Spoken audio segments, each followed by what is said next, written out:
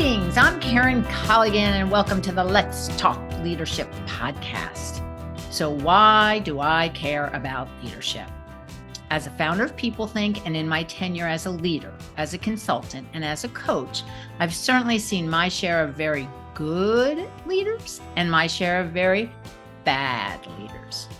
And I thought it'd be great to share the wisdom from the very good leaders. Hence, the Let's Talk Leadership podcast. You're going to hear from a variety of leaders who are in a variety of roles, sharing their leadership expertise by answering the same 6 questions. Every single leader is unique in their style and approach, and we want to capture that uniqueness and provide you, the listener, with a diverse way of looking at leadership. So let's get moving and talk to our next leadership guest. In this episode, I am thrilled to be speaking to Dr. Alexandra McDermott, who is an international book publisher. She's a global leader, and she's a motivational coach at Pen Crown Publishing. So we're going to hear all about Alexandra's approach to leadership. So Alexandra, welcome, and thank you for being with us today. Thank you so much, Karen. I was so excited to be here because I think your approach is so unique, right? Using the same 6 questions to talk to high-level global leaders is amazing because, as you know, my background's in research and, of course, leadership. So I loved it.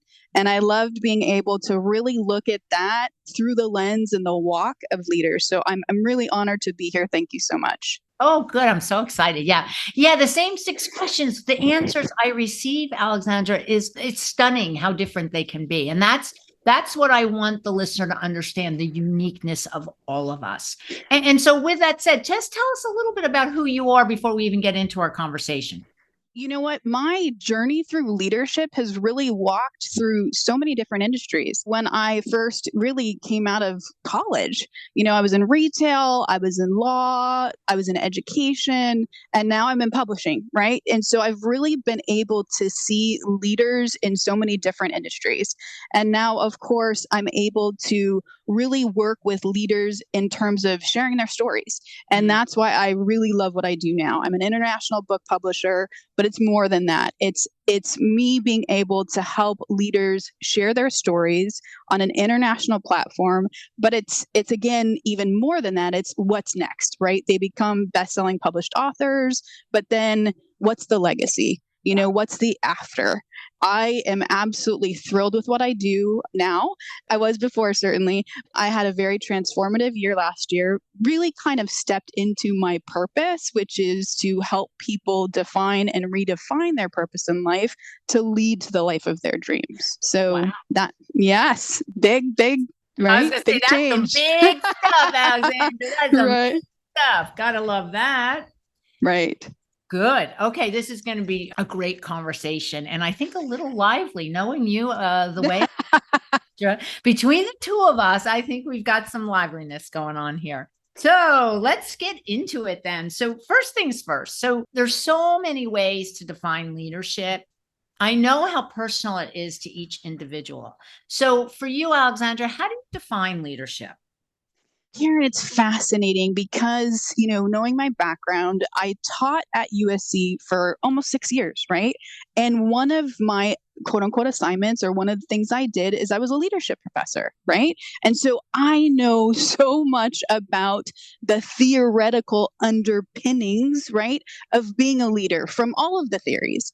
And I was so blessed really to be with and connect with leaders from all over the globe in all different industries. So I can absolutely define leadership in that lens, but it's really so simple. A leader requires one thing: a follower to be a leader, right? And that really is the basic essence of leadership. And what I really want people to know and to understand is that you can be a leader at 10 years old, at 80 years old. Yeah. You can lead from any chair, right? And so if people can really understand, it has nothing to do with positionality. It has nothing to do with age. we can really change the world if you can soak that up, if you can lean into that. If you even watch, for example, and of course I have 6 kids too, right?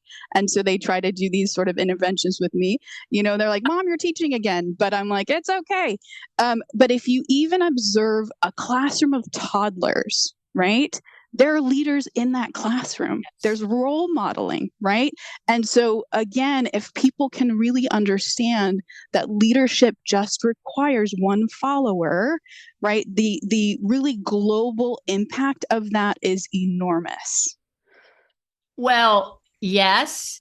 And what you said about the basic essence of leadership is that you can lead from any chair. Right. And that is something to take to the bank, because Right. so often people say, well, I don't have a leadership title. Oh, really? Well, you are a leader. And it's so simple and so complicated. No question about that. Yeah. Right. Right. Love that. So the other thing I recognize when I talk to leaders is how important values are, because, values are our North Star. Values are how we make decisions, the good ones, the really tough ones. However, values allow us to sleep at night, because if we make a really hard decision and we know it was based on something, foundational for who we are, then sleeping is a little bit easier. So do tell, what are your top 3 values? I'm so glad you're bringing this up, because I live by the 4 agreements, right? By Don Miguel Ruiz. And really, one of the core agreements is always do your best, right? And so I love that you're saying that, because it's something that I said to my students every single day. If you show up every day and you always do your best, you can put your head on the pillow at night, right? And your best changes from from day to day. Yes. How you show up changes from day to day, but you've got to give yourself grace on that. So my core values, the first one that I will never deviate from, no matter what position I'm in, I was an attorney for almost a decade, for example, is integrity. Integrity is my number one core value. It's not bendable, it's not breakable, it's not shakable, no matter what. Integrity is number one. And so I've had that as a core value since I was like 5, 4, really, that's number one. The second one is authenticity. So showing up as my true self, regardless of the situation. And that's something that, was a little bit difficult for me, given what happened, during my transformative year. That's why I ended up, showing up in a chapter, reframing despair, going from stuck to unstoppable. That's why I ended up telling my story and even pivoting in my career, realizing that storytelling was such a huge platform for people, because there is this difficult duality that people feel like they have to play both with their personal lives and their organizational lives. And I wanted to show up and say, you don't have to do that anymore. Right? There's no need for this duality. Just show up authentically. It's okay, right? Own it. And really, people will respect you. You'll have more credibility and that kind of thing. And that's why I published, and that's why, my career really pivoted. The last one for me is service. I'm just so service oriented. I'm a servant leader, and I've always been that way. It's comes from even, resuscitating things. That's one of my 5 strengths from, Strengths Finder too. But really just connecting with people, understanding, meeting them where they are, and really helping them rise. And so that's been one of my core values, again, for as long as I can remember. That's the third one. Wow. So we've got integrity, authenticity, and service. And you think about how they really all go together. The 3 of them just go right hand in hand. Servant leader, connecting, helping people rise. That's from the service perspective. And as I'm listening to you and I'm thinking about integrity, authenticity, and service, and then I go back to what you said, about all the theories that we've been taught, all the, theories about leadership. And at the end of the day, if we're clear about our values, all those theories can go away. Right. Yeah. No Absolutely. question. Okay, that's great. That's really great. Okay, so the third question, Alexandra, is what's the best advice you were ever given by a leader? And I've referenced this a little bit, Karen, so far, right? Was the transformative year, right? Last year was a big year for me, was step into your power and do it unapologetically, because you have been playing it small and it's now time for you to play it bigger. And I loved that advice because it's not like it gave me permission, but it was really just kind of not validation either, but really just support for what I already knew. It was, that additional sort of nudge to say it's time. It's time to start showing up. You're good now. You're supported. The world will show up for you. It's time. And I loved that advice. And I took it to heart, and it kind of resonates with me every day. When I take risks, I fail forward. It's all the things that I was able to teach other leaders that I kind of lean on and give that advice to myself now and say, if I can show up for someone else like that, it's time to show up like that for me. And so, I think that's the best advice that I was given is it's time to, start stepping into your power and do it unapologetically. Yeah. And it goes back to authenticity. I mean, you are who you are. And sometimes, Alexandra, we know these things and we teach these things. And at the end of the day, sometimes we just need to hear it from another voice. We need to hear it from someone else who says, "Oh, are you kidding me?" And all of a sudden you're like, yeah, that's right.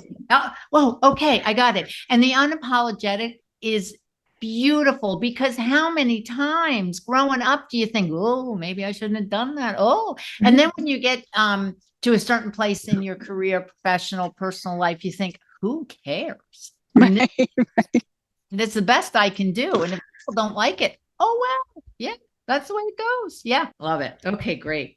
Okay, fourth question. We are currently going through an enormous amount of transition and change between the world events and the economic implications of those. We've got people trying to find work. We could go on, and that's not where I'm headed. However, it's a good lead in for what happens and how a leader really leads through transition. We all know change and transition is going to happen all the time. Some leaders are better at it than not. And yet, as a leader, we have to be the role model to help our teams, our groups, our fans, if you will, get transition. So how do you do that? What do you do? It's fascinating, Karen. There was an exercise that I did with students, that I really loved, and it was envision and tell me the tree your organization is today and what tree you want it to become. Because I didn't want them so centered on words and things, and I wanted to sort of inspire a little bit of creativity. And so I wanted them to think about it as a tree metaphor, right? And I got so many different responses back from them, and like beautiful canopies and these big flowering things. But what I was trying to get at is if you were pummeled in a storm with this tree, what's going to happen? Right. And so we ended up getting to that part of the conversation. And so for me, I want to be a palm tree, right? I want to be able to withstand any type of storm. I want to be agile. I want to be flexible, that kind of thing. And what I've learned, and I developed this whole power program for my McDermott leadership after, thinking about and thinking through all of my transformations and stuff like that. Resilience can be taught. And it can be learned, and people need to understand that. And I'm also going to fall back on a lot of my attorney things, and I'm going to speak, and it's not just about COVID, but people need to understand that most things, I'm going to dare say probably 99% of things, are foreseeable. Even big, massive events, are foreseeable. The digital transformation we're experiencing, we've gone through something similar like that before. And so things are foreseeable for organizational leaders. You can prepare for events like this. So get prepared. Get your teams ready. As an attorney, I was on the defense, and there were I can't even think of one thing that wasn't foreseeable, quite frankly. And so resilience can be learned, it can be taught. You need to be able to bounce back more quickly, right? How do you do that? You need to marshal teams. You need to be more proactive. You need to get ready. So to say that, oh, that caught me off guard, that doesn't fly anymore. It just doesn't. And so, a lot of people, and I feel for them, I have a lot of empathy, my values, right? And so I do everything I can to help people do that. A lot of people had to pivot. If you were a restaurant, you went into the catering business, you got more innovative. It taught people a lot of things. We're in the age of AI now. I'm lecturing on ethics and AI, how to do it better, how to do it differently, how to do it with credibility. And so there's a lot of things that are changing, but these things you can prepare for. Right. And so I really want organizational leaders to understand you've got to get ahead. You can't stay behind and say, I'm caught off guard. Right. It's too late. It's too late for that. Well, not only caught off guard, how many times have you heard in your career, well, why do we have to change? Why do we have to do it that way? We've always done it this way. And I don't know about you, but there's times I just sit and shake my head and think, really? Is that where you're headed right now? Is that like, this is the way it should be, and this is the way it's always going to be? Evolution?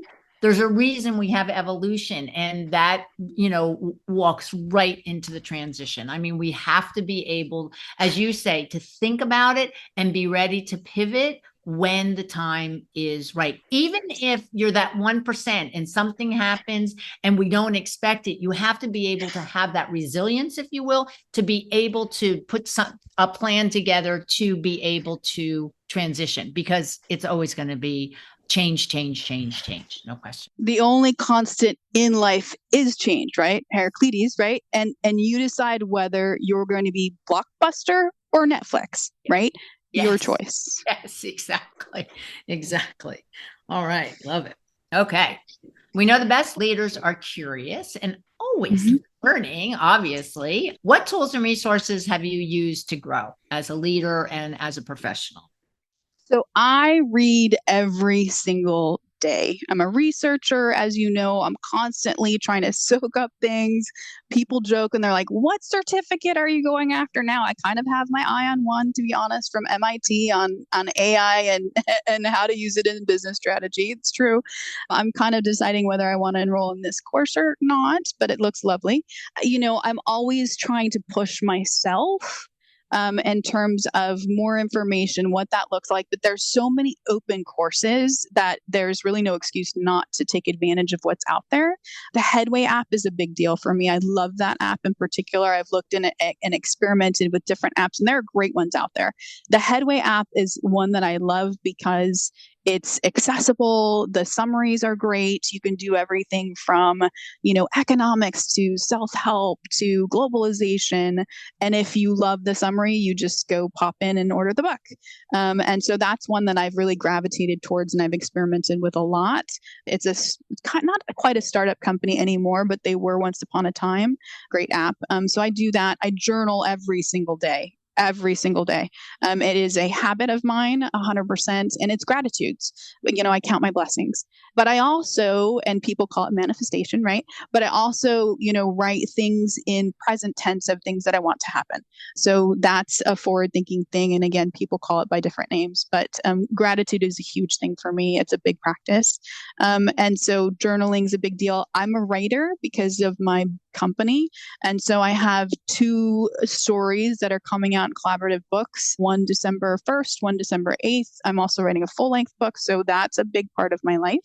Wow. So being innovative and creative, and then writing forwards for all of the books that are coming out. I have 2 that are almost sold out, and I have 13 creatives that are written. So just writing, period, and sort of that innovation, that creativity, that is constant in my life, and it's across different industries and different genres. Yeah. So it pulls from the things that I've been interested in, like, retail and even dogs, right? I'm a certified dog trainer. And so different things that I've loved throughout my life are able to come together in just such a neat way. And so that's just a big deal for me too. So when do you sleep exactly? I don't, Karen. Okay, there you go. But it's funny that you say that, because one of the things that I am committed to working on is sleep hygiene, right? And that's a big deal, because if you get the right, I've researched that, if you get the right amount of sleep, you're more innovative, And so I'm like, I would love to be able to be more innovative, right? And so that's a big deal, and that's something I am working on, to be totally authentic and vulnerable. Right? Sleep hygiene. Sleep hygiene is a huge deal, right? I have an Aura ring and I track my data, and that's a big deal, right? But I'm working with some experts and a health team about that, because they're like, you've got to get that set, right? And so sleep hygiene, I think, for leaders who are busy professionals and constantly on the go and things like that, that's huge. Yes. So yeah. Sleep hygiene, love it. And I work with a lot of leaders, Alexandra, and the work-life balance is a joke. I call it work-life blend. And it's hard in this day and age, because we don't know when we're at work, when we're at home. Are we at the dining room table? Do we have our own office at home? Oh, I have to go in 3 days a week now. And then what happens is you put your head on the pillow and your mind's like, whoa, whoa, whoa, whoa. And it's just like a whirlwind in there, like what goes on in the head. So we have to rest our body, our minds, in order to be as smart as we want to be, and in order to be physically fit. No question. Yeah. Okay. Our last question. What piece of art or music or literature or whatever else keeps you balanced and brings you joy, with joy being the operative word here? So what brings you joy, Alexandra? Yes.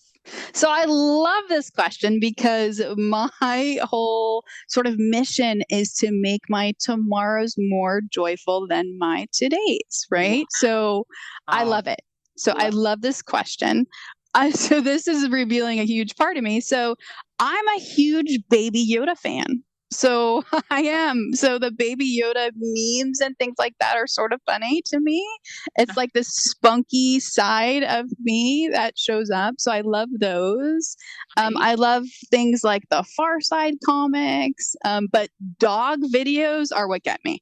Like anything dog related, because, I have a Belgian Mal at home who's spunky and nutty. And so I love things like that show up on the internet. I think people are so amazingly creative. Yes. So I'll look at Instagram and Facebook. And so when they post these videos of training their dogs, or their dog is doing these incredibly funny things, like, for example, one of my favorites is, would they have these, like, the German Shepherd or Belgian Mal I thought I got versus these very high powered, German Shepherds or Belgian Mals. Those are funny. And so I seek things like that out. And I think it's really important too, where people, if they find themselves in a little bit of a funk, for example, is to seek things out like that, as passive as they may seem, that make them laugh, because laughing and smiling is contagious, and it does do something to our brains. It releases chemicals, right? Oxytocin. I do a lot of research on this too. It does something biologically to us. Mm-hmm. And so if you find yourself in a little bit of a funk, something as simple as that can pull you out. It's really important for people to understand that, just watching a funny video, smiling, laughing, you can get pulled out. If they know sort of the power in that release, it can do wonders. Yes. Yeah. And that whole idea about laughing and smiling is contagious. So I live in Manhattan, and I walk the streets of Manhattan, and everybody's like, oh, people in New York, they're so mean. I'm like, no, they really aren't. And when you open the door and you smile at somebody, the response you get is amazing. You walk down the street, see somebody do something, you smile, you nod your head. The response is they smile, they nod their head. It is contagious. That's exactly right. And in this day and age, don't we need a little bit of contagiousness around happy and joy and smiling and laughing? I mean, sign me up. That's what I have. Me too. Sign us both up. Absolutely. No question about it. All right. That's great. Oh, so my goodness, Alexandra, thank you. Your thoughts, your insights, I love this whole idea about you're on this nonstop quest about research and your interest level. So when I think about learning and I think about leaders, we can't stop learning, and to understand like how your brain kind of works around this whole research and what's over there and what's here and what's over there. I mean, it's the only way we're going to survive, isn't it? And It is. move right into the transitions and okay, bring it on. We can do it. Yeah, it's a good story. You have a good story, Alexandra. Thank you. So do you. I love it. And again, I'm so grateful to you for asking the same questions, right? Because then you really can sort of look across the lines at different leaders, their backgrounds, how their lived experiences, Karen. And that's amazing. No one's done that before. And again, as a researcher, right, you've got that ability to really see, okay, this person with this background has really experienced it this way. And I love that. So thank you. Thank you for having this platform. I'm honored to be here. Great. Loved having you. It was great. Yes. So everyone, thanks for listening. And I'm Karen Colligan, and you've been listening to Dr. Alexandra McDermott, who is an international book publisher. She's a global leader and a motivational coach at Pen Crown Publishing.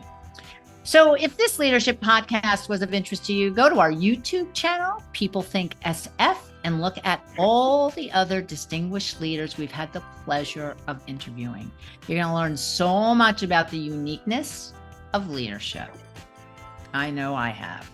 And don't forget to share with your colleagues. Till the next episode of the Let's Talk Leadership podcast, have a good one. And don't forget to keep it real.